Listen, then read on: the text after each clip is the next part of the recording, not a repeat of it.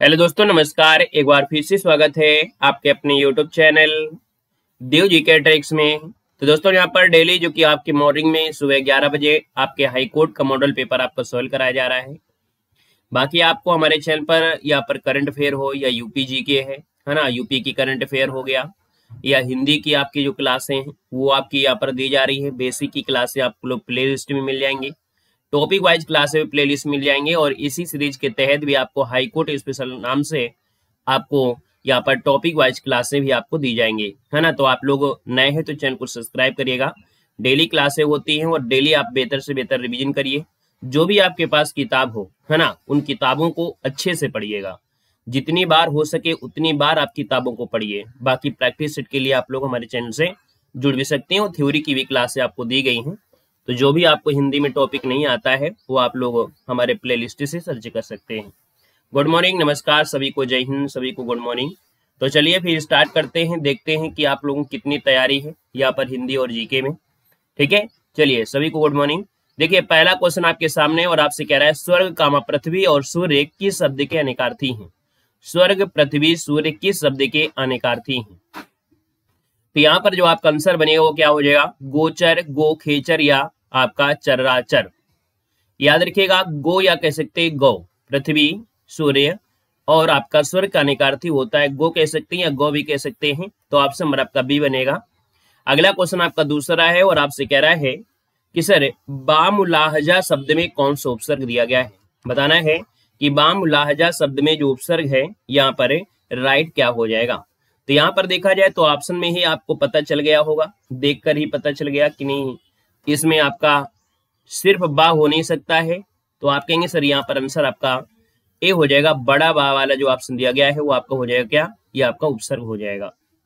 तो यहाँ पर बा उपसर्ग से बने कुछ शब्द होते हैं, जैसे आपका बाजाब हो गया, बाकायदा हो गया, ये आपके होते हैं। तो इसका आंसर आपका ये बनेगा। और अगला क्वेश्चन आपसे दिया गया है, कह रहा है सडानन शब्द किस समास का उदाहरण है। सड आनन अर्थात सिक्स अर्थात 6 आनन है जिनके, किसको कहा जाता है।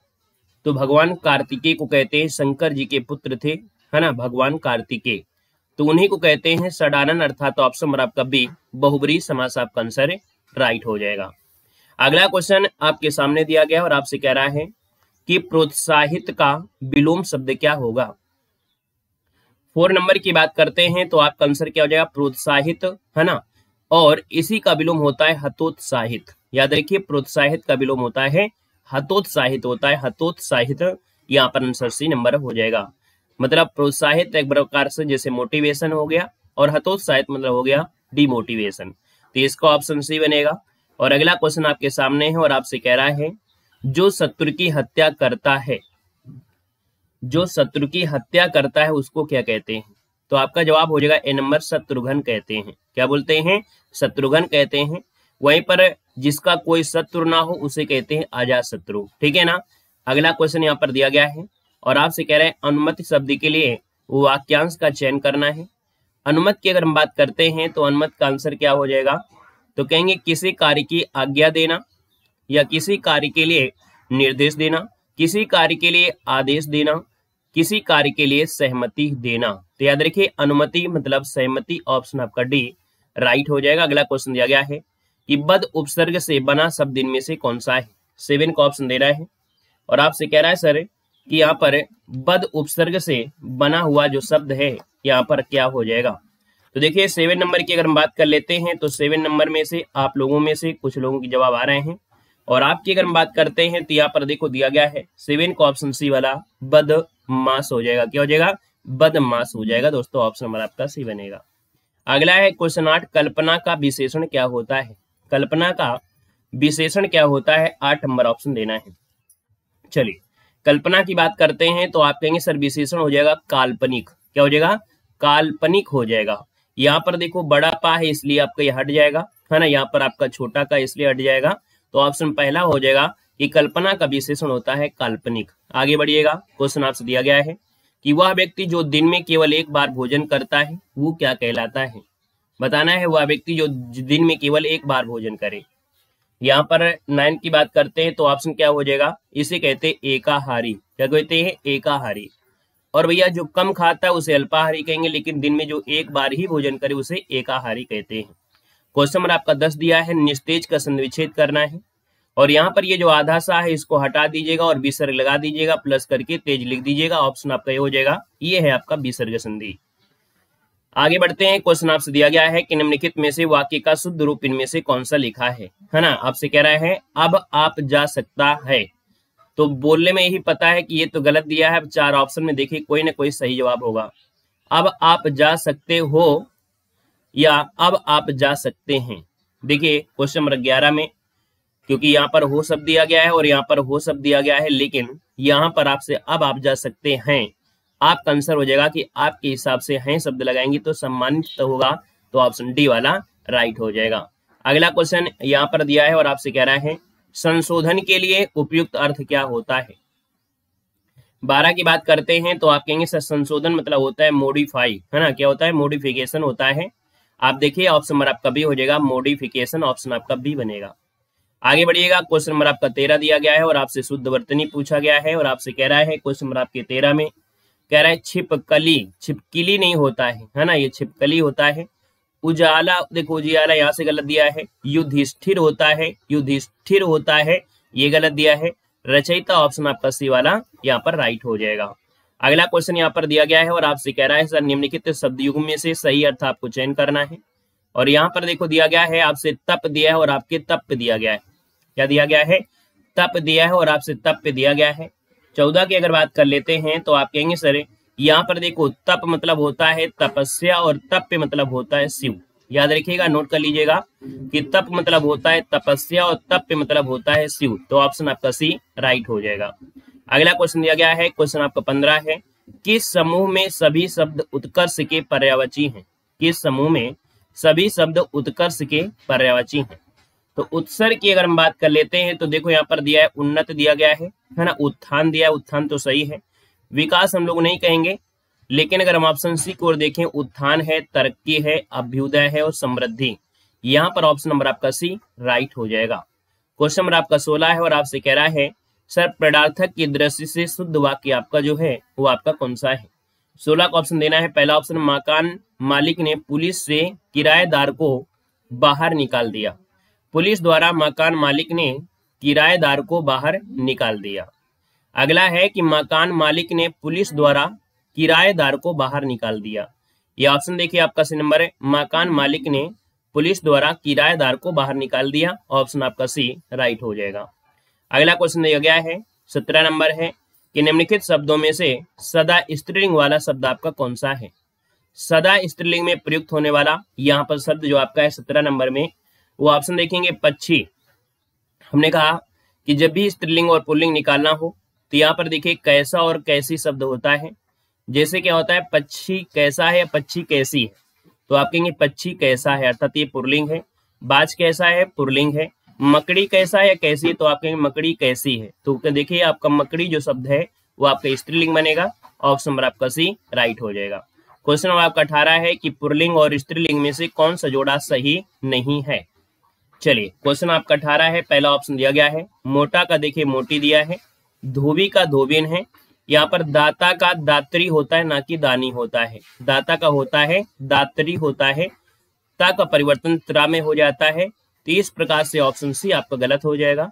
वहीं पर तेली का तेलिन होता है, तो इसलिए ऑप्शन क्या हो गया? सी नंबर।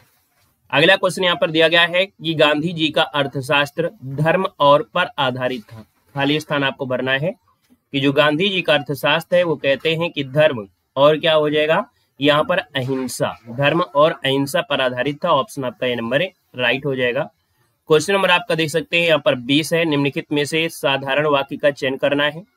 यहाँ पर दिया है मैं आपसे सहमत नहीं हूँ, मैं आपसे सहमत हूँ, मैं आपसे कैसे सहमत हो सकता हूँ, मैं आपसे न सहमत हूँ ना असहमत हूँ। सिर्फ साधारण वाक्य पूछा गया है 20 नंबर में। तो देखिए आपसे निगेटिव यहाँ पर दिया है, इसका मतलब ऑप्शन बी हो जाएगा, मैं आपसे सहमत हूँ। ऑप्शन आपका बी नंबर है राइट हो जाएगा। अगला क्वेश्चन दिया गया है, मुझे विश्वास है कि आप अवश्य आएंगे। मुझे विश्वास है कि आप अवश्य आएंगे। इस वाक्य का प्रकार आपको पहचानना है। यहाँ पर देखिए आपसे की शब्द दिया गया है, ये संकेत आपके लिए है और इस संकेत से ही पता चल गया की शब्द आपका होता है तो मिश्रित होता है। मिश्रित वाक्य बोलते हैं कि भैया एक इसमें से क्या होता है, उपवाक्य होता है, दूसरा आपका आश्रित वाक्य होता है। यहाँ पर मुझे विश्वास है ये अधूरा है, आप अवश्य आएंगे, लेकिन अगर इसको जोड़ दिया जाए तो पूरा सेंटेंस बन जाएगा, मुझे विश्वास है कि आप अवश्य आएंगे, अर्थात ये मिश्रित हो जाएगा। ठीक है ना। क्वेश्चन आपका दिया गया है गद्यांश से, और गद्यांश में दिया गया है आपके पर्यावरण के बारे में, है ना। गद्यांश बहुत बड़ा नहीं है, पढ़ लेते हैं। पर्यावरण को शुद्ध बनाने में वृक्ष महत्वपूर्ण भूमिका के निर्वाह करते हैं। वृक्षों को हरा सोना भी कहा जाता है। वृक्षों से और भी अनेक लाभ होते हैं। इनकी जड़ें द्वारा वर्षा का जल जमीन के अंदर तक पहुंचता है, जिससे भूमि में खेती के लिए जरूरी नमी बनी रहती है। कुएं में पानी का स्तर भी ठीक रहता है। वृक्षों की जड़ें भूमि के अंदर मिट्टी में फैलकर इसके कणों को जड़ें जकड़े रहती हैं, जिससे भूमि का कटाव नहीं हो पाता है। साथ ही वृक्षों के पत्ते बरसात की सीधी पड़ने पर वाली बूंदों के वेग को रोक लेता है। मिट्टी की उपजाऊ सतह को कटने से बचाते हैं। इसके अतिरिक्त वृक्ष पक्षियों और जानवरों के शरण स्थल भी हैं। किसी को यह भी जानकारी नहीं होती कि वृक्ष जो होते हैं वो किस प्रकार से बाढ़ को रोकते हैं, किस प्रकार से जल स्तर को बराबर रखते हैं, किस प्रकार से बाहर का पानी जड़ों द्वारा जाता है। अब ये गद्यांश पढ़ने से आपको काफी चीजों का ज्ञान भी हो गया होगा। जिनको नहीं पता होता है कि पेड़ हमारे मानसून को बरसाने में सहायक होते हैं, या बाढ़ आती है तो किससे रक्षा करते हैं, आपको इस गद्यांश से पता चला। अब क्वेश्चन दिया गया है कि हरा सोना किसे कहते हैं। देखिए 22 नंबर है, तो आप कहेंगे सर हरा सोना कहते हैं आपके वृक्षों को। ऑप्शन नंबर आपका ये हो जाएगा। क्वेश्चन आपका 23 है कि वृक्षों की जड़ों का महत्वपूर्ण कार्य क्या होता है। तो याद रखिएगा, ईंधन के रूप में जलाना नहीं, वर्षा का जल जमीन के अंदर पहुंचाना। यहाँ पर आंसर आपका बी हो जाएगा। मिट्टी का कटाव कैसे रुक सकता है। तो मिट्टी का जो कटाव होता है वृक्षों की जड़ों द्वारा रोका जा सकता है। यहाँ पर वृक्षों की पत्तियां वर्षा को रोक लेती हैं। कैसे रोकती हैं, तो यहाँ पर देखिए जानवरों की नहीं, मिट्टी की उपजाऊ सतह को कटने से बचा लेती हैं। जो वृक्षों की पत्तियां होती वर्षा को रोककर, है ना, मिट्टी की उपजाऊ सतह को कटने से बचा लेती हैं।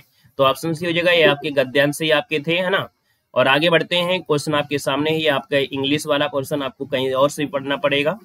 इस चैनल पे आपको जीके और सामान्य ज्ञान इस चीजों का आपका जानकारी दी जाती है। भाग 3 में हम लोग सामान्य ज्ञान करेंगे। हिंदी में आपने स्कोर कितना किया है ये आप लोग कमेंट कर दीजिएगा। 25 में से आपका कितना स्कोर आया है। बाकी जीके में से आपसे कह रहा है कि कालीकट अंतर्राष्ट्रीय हवाई अड्डा इनमें से किस राज्य में है। चलिए बताइएगा, कालीकट अंतर्राष्ट्रीय हवाई अड्डा इनमें से किस राज्य में है। 51 की बात करते हैं तो ऑप्शन क्या बनेगा, तो आपके कालीकट जो आपका है वो केरल में है। कहाँ पर है, आपके केरल में है। तो आपका जो आंसर है वो राइट हो जाएगा, सी नंबर। आगे बढ़ते हैं, क्वेश्चन दिया गया है 52 नंबर में, और आपसे कह रहा है सर्वोदय योजना का प्रस्ताव किसके द्वारा रखा गया था। सर्वोदय योजना यहाँ पर देखा जाए तो आपका आंसर जो हो जाएगा, ये प्रस्ताव जो रखा था वो किसने रखा था, ये आपसे कह रहा है।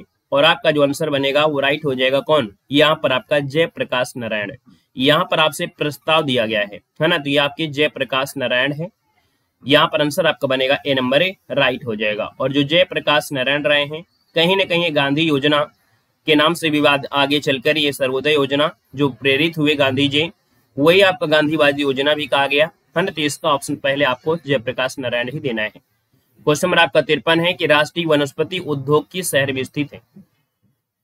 राष्ट्रीय वनस्पति उद्योग जो आपका है वो किस शहर में स्थित है। यहाँ पर देखा जाए तो आपका जो आंसर बनेगा वो राइट, इनमें से 53 नंबर में से आपको क्या बनेगा, तो ऑप्शन आपका हो जाएगा डी नंबर। ये आपके लखनऊ में है। कहाँ पर है, लखनऊ में है।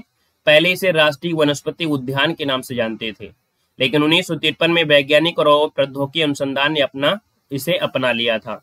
अगला क्वेश्चन दिया गया है और आपसे कह रहा है हर्यक वंश की राजधानी क्या थी। हर्यक वंश की राजधानी आपसे पूछा गया है, और यहाँ पर जो हर्यक वंश की राजधानी बनेगी वो आपकी कौन सी बनेगी।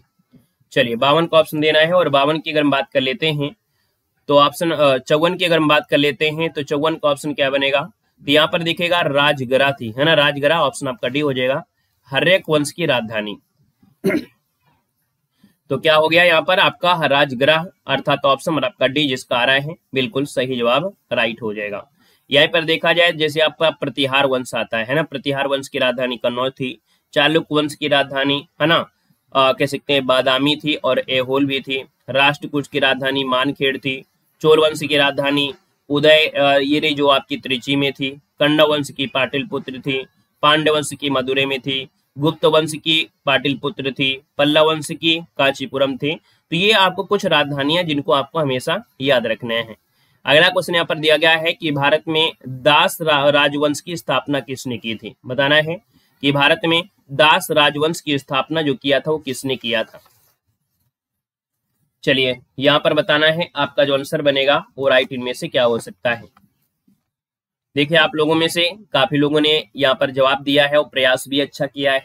यहाँ पर जो आंसर है वो आपका जवाब बनेगा आपका बी नंबर है। यहाँ पर कह रहा है दास वंश, जिसे गुलाम वंश कहते हैं, इसी को ही दास वंश भी कहा जाता है। कुतुबुद्दीन ऐबक ने किया था, ये मोहम्मद गोरी का गुलाम था दोस्तों, याद रखिएगा, है ना। और यहाँ पर जब 1192 में जो तराइन का युद्ध हुआ था तो कहीं ना कहीं उसमें मदद, इन्हीं की मदद से जीते भी थे, इसलिए कहीं ना कहीं ऑप्शन आपका बी नंबर है राइट हो जाएगा। और अगला क्वेश्चन आपसे कह रहा है कि आधी रात का सूरज किस देश को कहा जाता है। चलिए बताना है आपका जो आंसर है, तो आधी रात का जो सूरज कहते हैं वो नॉर्वे को कहते हैं। किसको कहते हैं? नॉर्वे को कहा जाता है दोस्तों, याद रखिएगा। उत्तरी भाग जो कि आर्कटिक सर्कल के ऊपर स्थित होता है, जहां मई में देखा जाए तो 24 घंटे सूर्य चमकता ही रहता है। यहाँ पर सही बनेगा। और अगला क्वेश्चन यहाँ पर दिया गया है और आपसे कह रहा है कि कामराजर पोर्ट लिमिटेड स्थित है। कामराजर पोर्ट लिमिटेड जो आपका है कहाँ पर है? तो 57 का ऑप्शन क्या बनेगा? तो ये आपका बी नंबर आपकी चेन्नई में है। कहाँ पर है? आपकी चेन्नई है। ऑप्शन नंबर आपका बी हो जाएगा चेन्नई, जो कि तमिलनाडु। अगला क्वेश्चन दिया गया है कि भारत का सर्वोच्च नागरिक पुरस्कार कौन सा है। तो भारत का सर्वोच्च नागरिक पुरस्कार की अगर हम बात कर लेते हैं तो 58 का जो ऑप्शन बनेगा वो आपका बनेगा ए नंबर है। ये आपका भारत रत्न होता है। ऑप्शन नंबर आपका ए हो जाएगा। अगला क्वेश्चन दिया गया है कि संविधान संशोधन की प्रक्रिया किस अनुच्छेद के तहत आपकी निहित है। संविधान संशोधन की जो प्रक्रिया है वो दक्षिण अफ्रीका से ली गई है और आपका आंसर हो जाएगा ये नंबर 368 तहत आपका हो जाएगा। ऑप्शन ए बनेगा। अगला क्वेश्चन दिया गया है कि लोकसभा में अविश्वास प्रस्ताव के लिए न्यूनतम कितने सदस्य द्वारा समर्थित होना चाहिए। 60 नंबर की बात करते हैं तो 60 नंबर की अगर हम बात कर लेते हैं तो न्यूनतम पूछा है तो आप कहेंगे सर 50 सदस्य होना जरूरी होता है ना। तो ऑप्शन नंबर आपका बनेगा यहाँ पर 60 नंबर का जो ऑप्शन आ गया है सी नंबर है, जवाब बिल्कुल सही हो जाएगा। यहाँ पर अगला क्वेश्चन आपसे दिया गया है और आपसे कह रहा है कि सार्क अर्थात जो आपका दक्षेस है इसकी स्थापना कब हुई थी। चलिए बताना है सार्क की जो स्थापना हुई थी वो आपकी कब हुई थी। चलिए 1985 में हुई थी। यहाँ पर जो आंसर आपका दिया है बी नंबर हो जाएगा। याद रखिए 8 दिसंबर 1985 को, है ना, बांग्लादेश की राजधानी ढाका में हुआ था। सार्क का मुख्यालय जो आपका है वो नेपाल की राजधानी काठमांडू में है। ठीक है ना, क्लियर है। और सार्क देशों में हमने कहा था कि आपके म्यांमार और चाइना को छोड़ दो तो आपका भारत और जो आपके पड़ोसी देश है वो आपके शामिल है, लेकिन पाकिस्तान और म्यांमार इसमें से नहीं है। तो इसलिए ऑप्शन आपका बी हो गया। अगला क्वेश्चन दिया गया है कि भारत और चीन की जो सीमा रेखा है वो क्या कहलाती है। भारत और चीन की बीच सीमा रेखा है वो आपकी मैकमोहन रेखा है। क्या है? मैकमोहन रेखा है। इसका ऑप्शन नंबर आपका बनेगा जो कि बी नंबर आ रहा है, बिल्कुल सही जवाब इनमें से राइट हो जाएगा, याद रखिएगा। अगला क्वेश्चन है कि भारत में कर्क रेखा कितने राज्यों से होकर गुजरती है। भारत में जो कर्क रेखा है वो कितने राज्यों से होकर गुजरती है। 63 का ऑप्शन देना है। तो 63 का ऑप्शन बनेगा बी नंबर आपके 8 राज्यों से है। हमने कहा भी था मित्र पर गमछा झार, और याद रखिएगा मित्र पर गमछा झार, मित्र पर गमछा झार, ठीक है, इच्छा कर ली गमछा झार। तो ये आपके कह सकते हैं मिजोरम, त्रिपुरा, पश्चिम बंगाल, राजस्थान, गुजरात, मध्य प्रदेश, छत्तीसगढ़ और आपका झारखंड। तो ये ऑप्शन नंबर आपका बी बनेगा। अगला है भारत में झंडा दिवस कब मनाया जाता है। बताना है कि भारत में जो झंडा दिवस है ये कब मनाया जाता है। 64 की बात करते हैं तो ऑप्शन बी हो जाएगा 7 दिसंबर को मनाते हैं, जो कि आपका झंडा दिवस है। क्लियर है। चलिए सभी लोग बताइएगा भारत में झंडा दिवस कब मनाते हैं। तो यहाँ पर देखिए जो 7 दिसंबर आ रहा है ना, इस मनाने का फैसला क्यों किया गया था। तो याद रखिएगा कि कह सकते हैं कि एक प्रकार से सेना के प्रति सम्मान प्रकट करने का उद्देश्य है आपका। और 23 अगस्त 1947 को जो केंद्रीय मंत्रिमंडल की रक्षा और समिति ने युद्ध वीरों और उनके परिवारजनों के कल्याण के लिए 7 दिसंबर को झंडा दिवस मनाने का फैसला लिया है। ठीक है। अगला क्वेश्चन दिया गया कुल देशांतर रेखाएं कितनी हैं। तो यहाँ पर देख सकते हैं 65 नंबर की अगर बात करते हैं तो देशांतर रेखा पूछा गया है। और हमने कहा एक सर्किल में जो आपकी रेखाएं आपकी होंगी, सर्किल 360 अंश का होता है। तो आप कहेंगे सर इसका आंसर आपका हो जाएगा 360 हो जाएगा। ऊर्जा का नवीकरणीय स्रोत क्या है। नवीकरणीय जो आपको मालूम है जल्दी समाप्त होने वाली नहीं है यहाँ पर। तो आप कहेंगे सर 66 नंबर की अगर हम बात कर लेते हैं तो दोस्तों यहाँ पर देखिए जैसे कोयला है, पेट्रोलियम है, यूरेनियम है, पौधे हैं। तो अब इनके अनुसार ऑप्शन क्या देंगे? अब इनके अनुसार ऑप्शन देना हमने कहा है इनके अनुसार। देखिए कोयला है जल्दी समाप्त हो जाएगा, पेट्रोलियम भी आपका समाप्त हो जाएगा, यूरेनियम भी समाप्त हो जाएगा। तो आप कहेंगे सर यहाँ पर कहीं ना कहीं आपको नवीकरणीय ऊर्जा हम किसको लगा देंगे? यहाँ पर पौधों को लगा देंगे। देखो ऐसे जैव संसाधन जिनमें जैविक प्रक्रमों द्वारा पुनर्स्थापन होता रहता है, मतलब जैविक प्रक्रम के द्वारा ऊर्जा का नवीकरणीय स्रोत कहलाते हैं। जैसे वन, मतलब वन से आपके होते हैं, दूसरे शब्दों हम ये कहेंगे कि ऊर्जा के ऐसे स्रोत जो बिना समाप्त हुए इस्तेमाल होते रहते हैं। अब आप मान लो पौधों से डायरेक्ट लकड़ी भी आपको मिल जाती है, इस हिसाब से है। बाकी नवीकरणीय ऊर्जा में हमने बताया था कि जैसे आपकी जल ऊर्जा हो गया है ना, यहाँ पर हवा से हो गया, विंड एनर्जी आपकी हो गई, सौर ऊर्जा है, ये भी आपकी आती हैं। यहाँ पर अगला क्वेश्चन दिया गया है, निम्नलिखित में कौन सा नोबेल गैसों का तत्व नहीं है? हालांकि इस क्वेश्चन में देखा जाए तो आपकी नवीकरणीय में हम पौधे जरूर लगा रहे हैं, लेकिन ऑप्शन के अनुसार लगा रहे हैं। नवीकरणीय मूल कहते हैं जिसमें से कहीं ना कहीं, अब देखिए हमने कहा सूर्य से ऊर्जा आपको मिल जाती है, सौर ऊर्जा मिलती है, उसमें किसी प्रकार का आपको खर्चा नहीं है, सिर्फ सौर ऊर्जा आप लगाइए, इसके बाद आपको ऊर्जा मिल जाती है। पानी से एनर्जी बनती है, हवा से आपको, ये सब चीजें आपकी होती हैं, लेकिन हमको ऑप्शन के अनुसार ये देना है, ठीक है ना। निम्नलिखित में से कौन सा नोबेल गैसों का तत्व नहीं है? तो नोबेल गैसों में जो आपका रखा जाता है ना, नोबेल गैसों को जिनको हम लोग अक्रिय गैस कहते हैं, और इनमें हाइड्रोजन जो आपकी है, देखिए हाइड्रोजन जो आपकी है ना, ये आपके नोबेल गैस नहीं है। तो ऑप्शन नंबर आपका सी हो जाएगा। और अगला क्वेश्चन दिया गया है कि ऑप्टिकल फाइबर मुख्य रूप से निम्नलिखित में से किसके लिए उपयोग किया जाता है? जो ऑप्टिकल फाइबर होता है तो ये किसके लिए होता है? यहाँ पर आंसर नंबर देना है। तो देखिए ऑप्टिकल फाइबर जो आपका होता है वो संचार के लिए होता है ना, जिसे आप देखते हैं केबल आपकी होती है, ऑप्टिकल फाइबर के अनुसार तो काम करती हैं। तो यहाँ पर आंसर आपका डी हो जाएगा, संचार के लिए। अगला क्वेश्चन है, निम्नलिखित में से किस कारण से वनों के लिए विशाल क्षेत्र रखने की आवश्यकता है? किस कारण से वनों के लिए विशाल क्षेत्र रखने की आवश्यकता है? तो आपका आंसर पहला तो पढ़िएगा, कह रहा है कि सर कार्बन डाइऑक्साइड के अवशोषण के लिए, वन्य जीवन के संरक्षण के लिए, अधिक वर्षा के लिए, पारिस्थितिकी संतुलन के लिए। सबसे बेस्ट आंसर क्या है? सभी ऑप्शन सही है, लेकिन सबसे बेस्ट आंसर है डी नंबर, पारिस्थितिकी संतुलन के लिए, ठीक है ना। अगला है कोलेस्ट्रॉल किसमें नहीं पाया जाता है? चलिए बताना है कि जो आपका कोलेस्ट्रॉल होता है वो किसमें नहीं पाया जाता है। तो यहाँ पर देखिए आपका जैसे बटर होता है, बटर मिल्क हो गया, आइसक्रीम है, लेकिन जो आपका ग्राउंड नट ऑयल है इसमें आपका कोलेस्ट्रॉल नहीं होता है। अगला क्वेश्चन है, बिजली का अच्छा सुचालक कौन सा है? बिजली का अच्छा सुचालक इनमें से कौन बनेगा? अब 4 ऑप्शन दिया है, तो इनमें से देखो कांच नहीं होगा, आपका जवाब हो जाएगा सी नंबर, तांबा हो जाएगा। लेकिन इससे भी अच्छा आपका होता है कौन? चांदी होती है, लेकिन ऑप्शन में तो है नहीं है ना। अगला क्वेश्चन है, भारत का राष्ट्रीय जलीय जीव क्या है? हमने कहा जब भी टेस्ट पेपर सोल्व करिए जो आपके सामने दिख रहा है उतने ऑप्शन को दिमाग लगाना है। अब मान लो आपने किताब में पढ़ा है, आप कहोगे सर वो तो ऑप्शन है नहीं है, लेकिन जो ऑप्शन में है बस उतने में ही आपको दिमाग लगाना है। देखो दिया गया है कि भारत का जो राष्ट्रीय जलीय जीव है वो आपका है कौन? 62 नंबर की बात करते हैं तो आप कहेंगे सर ये आपकी गंगा डॉल्फिन है, जो कि ऑप्शन नंबर आपका बनेगा ए नंबर है, राइट हो जाएगा। और ये जो जीव है इसको 1972 की सूची में जो लुप्त प्राय प्रजाति के रूप में है वन जीव संरक्षण में उसमें रखा भी गया था, ये नंबर हो जाएगा। अगला क्वेश्चन दिया गया है और आपसे कह रहा है सर विटामिन सी की खोज किसने की थी? विटामिन सी की खोज जो किया था वो आपके कौन थे? यहाँ पर आपको देना है, आपका फंक है, मैकुलन है, होलकट है और आपका होपकिंस दिया गया है। अब आप बताइए इनमें से आंसर क्या लगाया जाए। चलिए इनमें से जो ऑप्शन बनेगा वो राइट इनमें से क्या हो जाएगा? तो देखिए यहाँ पर जो आपका आंसर है होलकट, क्या है? होलकट। यहाँ पर जो आंसर है वो आपका सी नंबर है, राइट हो जाएगा। इसी के साथ एक ऑप्शन और भी आपका आ सकता था, ग्योर्गी, अल्बर्ट सिंह ग्योर्गी, ठीक है। इसका जो आंसर बनेगा सी हो जाएगा। और विटामिन सी जो आपको होता है आंवले में पाया जाता है। अगला क्वेश्चन यहाँ पर दे सकते हैं, आपसे कह रहा है कि पेट्रोलियम आग के लिए किस प्रकार के अग्निशमन का उपयोग किया जाता है? यहाँ पर देख सकते हैं कि आपका जो आंसर है और राइट क्या हो जाएगा? कह रहा है पाउडर प्रकार का, तरल प्रकार का, फोम प्रकार का, है ना, या आपका ए और सी दोनों। तो याद रखिए पेट्रोलियम में अगर आग लगती है तो उसमें पाउडर प्रकार का और फोम प्रकार के अग्निशमन प्रयोग किए जा सकते हैं। ऑप्शन आपका डी हो जाएगा, क्योंकि अगर पेट्रोलियम आग लगती है या गैस सिलेंडर में दिखती है तो उसमें तरल चीज नहीं फेंकना चाहिए। तो यहाँ पर आंसर आपका डी, ए और सी दोनों आपका आंसर है, राइट हो जाएगा। यहाँ पर अगला है कि चूहा विष के रूप में किसका प्रयोग करते हैं? चूहा विष के रूप में किसका उपयोग करते हैं?